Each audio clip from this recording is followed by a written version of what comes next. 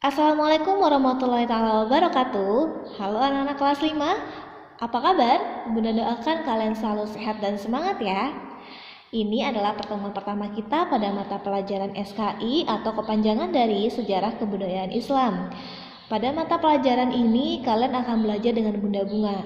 Jadi salam kenal dan salam sayang dari Bunda Bunga. Semoga kita cepat ketemu di sekolah ya. Oke. Untuk mempersingkat waktu, silakan diambil bukunya dan dibuka pembelajaran pertama pada halaman 9. Pembelajaran pertama pada halaman 9. Pada bab pertama, kita akan mempelajari tentang keperwiraan Nabi Muhammad SAW dalam mempertahankan kota Madinah. Nah, sekarang Bunda mau nanya, siapa yang pernah dari kalian jadi pemimpin atau ketua kelas atau kelompok? Siapa? Acungkan tangan ya. Nah, tahu nggak sih kalian kalau dalam jiwa pemimpin itu tertanam sifat perwira loh. Tapi kalian tahu nggak ada yang tahu arti dari sifat perwira atau keperwiraan? Siapa yang tahu? Ya pasti tahu lah, soalnya Bunda Bunga udah nulis. Keperwiraan berasal dari kata perwira yang artinya keberanian dalam membela dan mempertahankan kebenaran. Nah, sekarang kalian catat di buku tulis atau di buku paket kalian arti dari ini. Yuk tulis. Selanjutnya kehidupan umat muslim setelah hijrah ke Madinah. Tadi kan Bunda cerita tuh Nabi Muhammad hijrah ke Madinah. Apa sih yang dilakukan Nabi Muhammad ketika sampai di Madinah?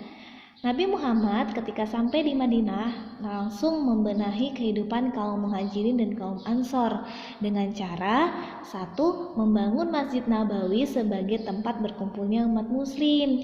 Kedua, mempererat persaudaraan kaum muslimin yaitu kaum muslimin dan kaum ansor agar kekuatan kaum muslim menjadi kokoh. Ketiga, membuat hubungan baik dengan masyarakat non-muslim, salah satunya dengan membuat perjanjian yang dikenal dengan Piagam Madinah. Setelah Nabi Muhammad melakukan usaha untuk membenahi kaumnya di Madinah, akhirnya agama Islam berkembang pesat di Madinah loh. Tapi hal itu membuat kaum Quraisy kesal sekali karena mereka nggak suka tuh ngeliat agama Islam berkembang pesat. Karena membuat kaum kafir Quraisy kesal, mereka terus-menerus berupaya mengganggu umat muslim. Caranya, mereka menghasut tuh orang-orang Madinah dengan menyebarkan fitnah. Yang kedua, mereka mengancam umat muslim dan Nabi Muhammad secara terus-menerus. Nah, dalam kondisi seperti itu, turunlah perintah dari Allah Subhanahu wa taala untuk memerangi kaum kafir. Yang bunyinya, ayo kita baca bersama-sama. Baca basmalah terlebih dahulu ya. Bismillahirrahmanirrahim. Udzina lilladzina yuqataluna biannahum zulimu wa innallaha ala nasrihim laqadir. Artinya, telah diizinkan atau berperang bagi orang-orang yang diperangi, karena sesungguhnya mereka telah dianiaya, dan sesungguhnya Allah benar-benar maha kuasa menolong mereka itu. Quran Surah Al-Hajj ayat 39. Nah, dengan turunnya ayat tersebut, Allah telah membolehkan umat muslim berperang melawan kaum Quraisy. Tujuannya apa sih Bunda? Tujuannya untuk menegakkan agama Allah, mempertahankan diri dari kezaliman, dan mempersatukan barisan kaum muslim. Sebelum perang, Nabi Muhammad menunjuk seseorang di mana seorang ini menjadi panglima pertama yang ditunjuk oleh Nabi Muhammad. Siapa itu Bunda?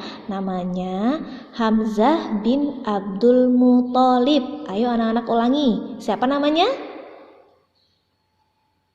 Iya bener, Hamzah bin Abdul Muthalib. Nah, kalian tahu nggak perang apa aja yang pernah terjadi antara kaum muslim dan kaum kafir Quraisy? Iya, perang yang pernah terjadi antara umat muslim dan kaum kafir Quraisy itu yang pertama kali terjadi itu namanya Perang Badar Kubro. Perang Badar Kubro. Yang kedua Perang Uhud. Yang ketiga Perang Khandaq. Nah, kita masuk ke perang yang pertama kali terjadi, yaitu Perang Badar Kubro atau Perang Badar yang dahsyat.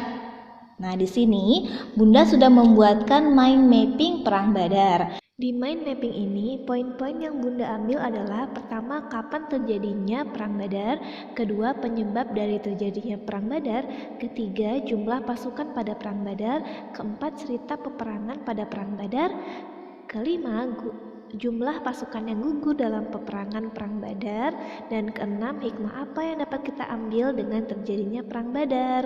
Silakan dibaca terlebih dahulu ya. Setelah membaca dan memahami mind mapping tentang Perang Badar yang Bunda buat, sekarang kalian coba buat mind mapping tentang Perang Uhud dan Perang Khandaq yang ada di buku kalian. Caranya gimana, Bunda?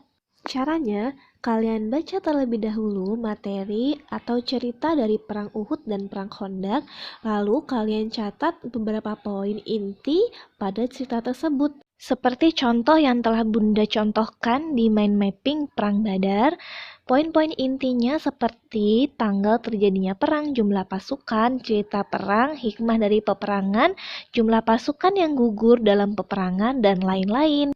Oke anak-anak kelas 5 MI Khalifah Nusantara, selamat mengerjakan. Jika sudah selesai, silakan difoto dan dikirimkan ke Bunda Bunga ya.